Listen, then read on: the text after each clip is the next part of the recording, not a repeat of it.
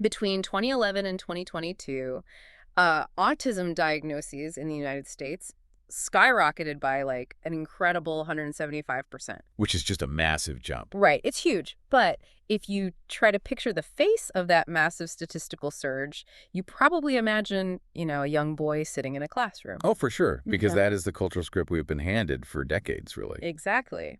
Yet, increasingly, the real face of that statistic is a 45-year-old woman who is navigating the pretty turbulent waters of perimenopause. It is a staggering demographic shift, honestly. I mean, we are watching a phenomenon unfold that just fundamentally rewrites everything the medical establishment thought it knew about neurodiversity. Yeah. And, everything we collectively assume about how the adult brain operates under biological pressure, it's totally invisible unless you understand the mechanics of what's actually happening. Which is exactly why we're doing this deep dive today. So whether you are tuning in to catch up on a rapidly evolving blind spot in psychology, or you're prepping for a discussion, or, you're just feeding an insatiable curiosity about how human neurology actually works, you're in the right place. Absolutely. We're pulling our insights today from this really eye-opening April 2026 article in Psychology Today. It's titled Why Perimenopause is When Women Seek Out an Autism Diagnosis, and it's written by Dr. Claire Jack. And Dr. Jack's perspective is a brilliant anchor for this deep dive because she brings this dual lens. Right, she has the clinical side and the personal side. Exactly. She is a researcher and a therapist who specializes in working with women on the autism spectrum. But she herself was diagnosed in her 40s. Wow. Yeah, so she has lived the exact neurological collision that she writes about. Okay, let's unpack this, because we have a very specific mystery to solve here. Why is a whole generation of women in their 40s and 50s suddenly seeking and receiving these autism diagnoses at, totally unprecedented rates? Well, to understand why it's happening right now in midlife, we kind of have to look backward at the diagnostic landscape they actually grew up in. Right, the environment of the 80s and 90s. Yeah. That 175% surge we talked about, it isn't just an accident. It is the correction of a massive historical oversight.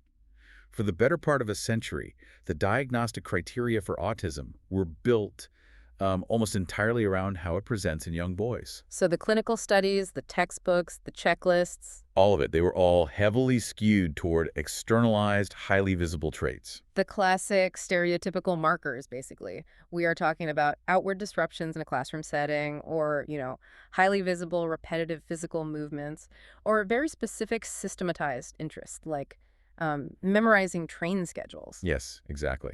And if a child presented that way, they were flagged. But if you were a young girl whose brain operated in a very similar way but just presented differently, you fell right through the cracks of that criteria. You did. The medical field essentially created a filter that only caught one specific shape. Because the female-centric presentation of autism is historically much more internalized. Right. Instead of external disruption, it often manifests as intense social mimicry. Young autistic girls are frequently these brilliant observers. They watch everything. They really do. Yeah. They might meticulously study how the popular girls interact Yeah. and then literally consciously script their own conversations just to blend in. And their intense interests might just look more socially acceptable to an untrained observer, right? Like a boy hyperfixating on the mechanics of a vacuum cleaner gets a clinical evaluation. Right. But a girl who's hyperfixating on the psychological motivations of characters in a fantasy series or obsessively researching horse breeds, she just gets labeled as a quiet, imaginative kid. Which is wild, because the neurodivergent intensity is exactly the same. But society approves of the subject matter, so the medical establishment never even noticed. And that totally misdiagnosis. It sounds like playing a complex video game on expert mode for your entire life without realizing it, right? And only discovering the settings menu 40 years later. You are taking constant damage, you have to spend 10 times the cognitive energy just to pass the basic social levels, and you just assume everyone else is finding the game impossibly hard too. You just think you're bad at playing. Exactly. But why now? Why is midlife the specific moment these women are looking for that settings menu? What's fascinating here is that the surge isn't just about modern awareness catching up. It is about a very specific biological window that literally forces the issue. That intense mimicry we talked about, it comes at a massive physiological cost. Because they're hiding it all. Right, because these girls weren't outwardly disruptive. Their immense internal struggles with anxiety and sensory overload and just pure social exhaustion, they were totally dismissed. They were just told they were too sensitive. Yeah, or they were misdiagnosed later in life with mood disorders or chronic fatigue. Moving through a neurotypical world with an unrecognized neurodivergent brain requires active, conscious effort to do things that neurotypical brains process passively. And that conscious effort has a name, right? Masking. Exactly. Masking. Yeah. It is the suppression of natural neurodivergent traits and the artificial adoption of neurotypical behaviors just to stay safe and accepted. And masking is essentially the bridge that connects that childhood history to our current midlife mystery. Because masking is not just a quirky personality trait, it is a heavy, continuous cognitive load. Oh, absolutely. It's kind of like running a massive, poorly optimized software program in the background of your computer. It is silently eating up your RAM and draining your battery every single second you are in public. I love that analogy. And, that background program requires premium fuel to keep running. Hmm. Biologically speaking, the executive function required to sustain masking relies heavily on neurotransmitters like dopamine and serotonin. You need that chemical bandwidth. You do. You need it to constantly monitor your tone of voice, or force eye contact, or suppress the urge to fidget and filter out the buzzing of fluorescent lights. Which brings us directly to the biological catalyst here, perimenopause. Because perimenopause is essentially a total disruption of that exact fuel supply. The hormones don't just change your body temperature, they fundamentally alter your brain chemistry. Right, and this is the crucial biological link that just gets overlooked when we casually talk about midlife as a time of, like, mood swings.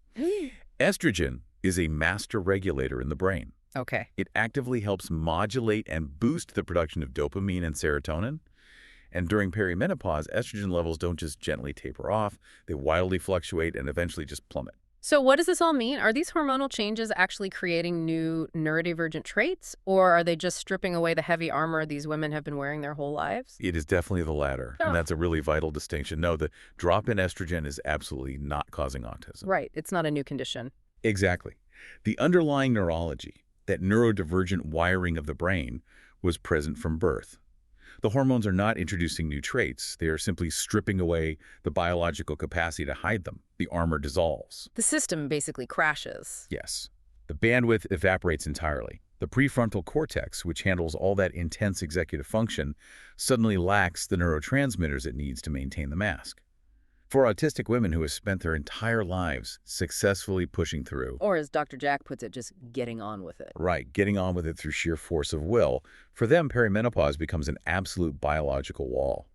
The coping strategies that held everything together for decades become biologically unsustainable. The battery degrades, and the computer simply cannot run the masking software anymore. And I know the article highlights that the physical, cognitive, and emotional impacts of perimenopause really intensify existing traits. Like sensory sensitivities and emotional volatility suddenly go off the charts. Because the brain's filtering system is losing its power supply. Imagine there's a persistent, annoying hum in the background of your office. Okay, yeah. For 40 years, your brain had enough energy to actively suppress that noise so you could work. But during perimenopause, that suppression mechanism fails.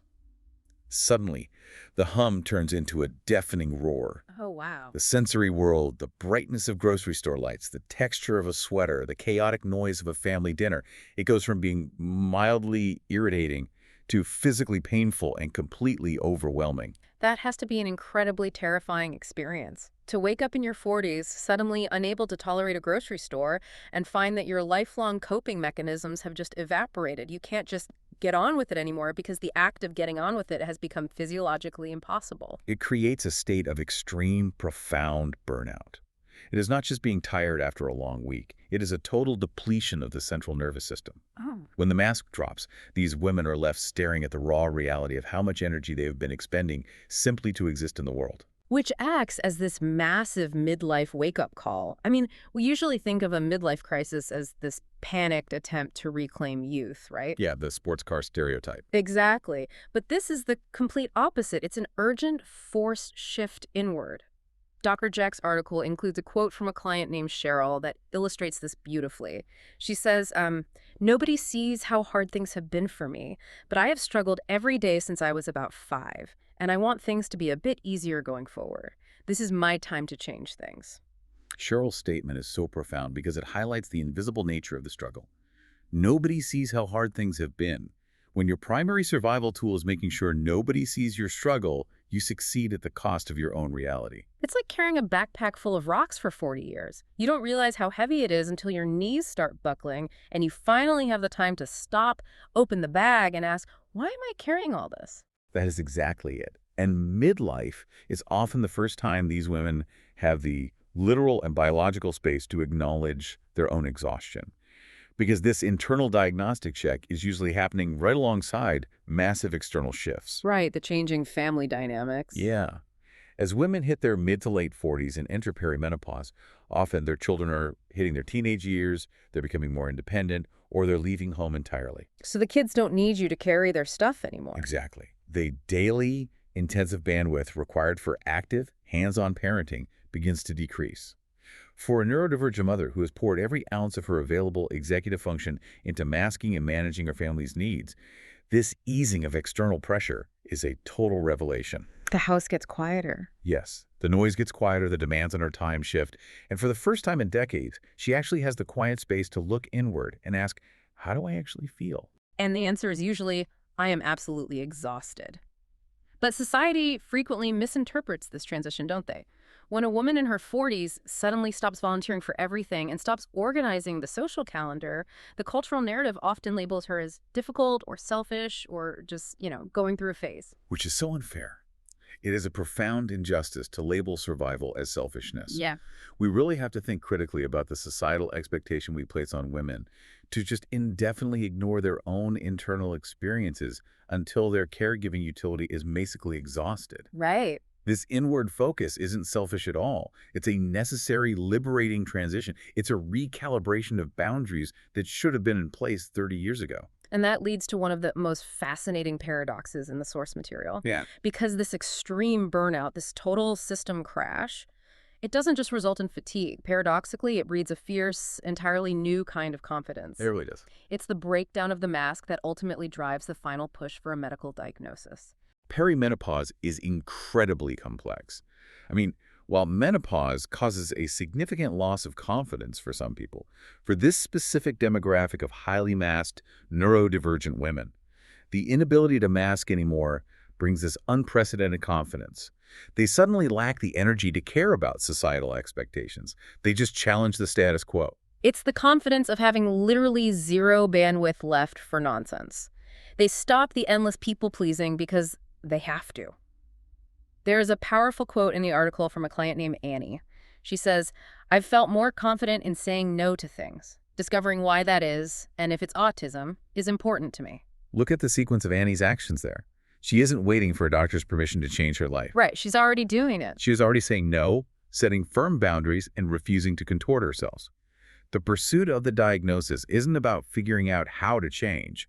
It's about understanding why the change was necessary in the first place. But here's where it gets really interesting. I want to play devil's advocate for a second. Go for it. If these women, like Annie, are already setting boundaries and feeling more confident and basically improving their lives to respect their sensory needs, why do they still need the official label? Why go through the trouble, the expense, and the emotional labor of getting a formal diagnosis at 50 years old? If we connect this to the bigger picture, it makes total sense. Because functionally, you are right, an adult diagnosis rarely unlocks new medical treatments. But psychologically, the diagnosis provides the ultimate objective validation. It's the why. Exactly. Imagine spending 40 years feeling like you were just a failing neurotypical person. You think you are just dramatic or overly sensitive or bad at managing stress. The diagnosis is the cipher that suddenly translates your entire life history. It makes everything make sense. It reframes the past. It takes that expert mode video game you've been losing at for 4 decades and reveals that you were actually playing a completely different game than everyone else. Exactly. It replaces a lifetime of internalized self-blame with sudden, profound self-compassion. It allows these women to definitively say, I wasn't broken. I was successfully surviving in an environment that was fundamentally incompatible with my neurological wiring. It closes a lifelong psychological loop. And the drive to close that loop is incredibly intense. The article points out that these women have often spent a literal lifetime searching for answers. I mean, women often spend years seeking answers through self-help books, therapy, and even psychology degrees. Yes. Dr. Jack herself started a psychology degree at age 18, underwent years of therapy, and trained as a therapist. All of that immense effort just to try and decode her own mind. It is a remarkable testament to human resilience. Another client from the article, Reka, summed up that exhaustion perfectly. She said, if this isn't it, I don't know what else it can be. I need answers now. That urgency, I need answers now, makes total sense when you realize they are trying to solve a 40-year-old mystery while their biological hardware is actively rebooting.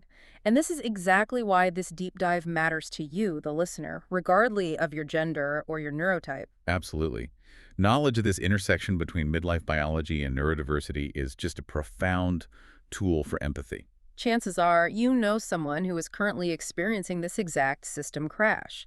Maybe it's a partner who is suddenly deeply overwhelmed by environments they used to navigate easily.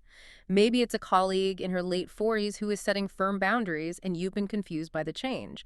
Or maybe you're experiencing a moment of intense self-reflection about the heavy software running in your own mind. When we understand the mechanics of masking and burnout, we can move away from judgment and toward genuine curiosity.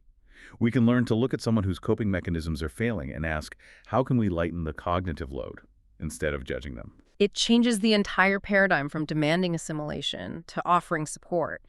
But there is a lingering thought here that builds on Dr. Jack's history, and it's something we want to leave you with. Yeah. If an entire generation of neurodivergent women had to go to such extraordinary lengths just to understand themselves, if they had to literally become psychology experts, read countless self-help books, and endure decades of silent burnout just to figure out how their own minds work, what does that actually say about society? It exposes just how incredibly narrow our definition of normal truly is. Right. How much incredible human potential is lost simply because we force people to spend their energy masking who they are, rather than giving them an environment where they can thrive as they are. It's a tragedy, honestly. Right. But for these women, the crash of perimenopause isn't a decline. It is the moment the restrictive software finally fails, allowing them to reboot the system on their own terms. We invite you to mull that over as you go about your day.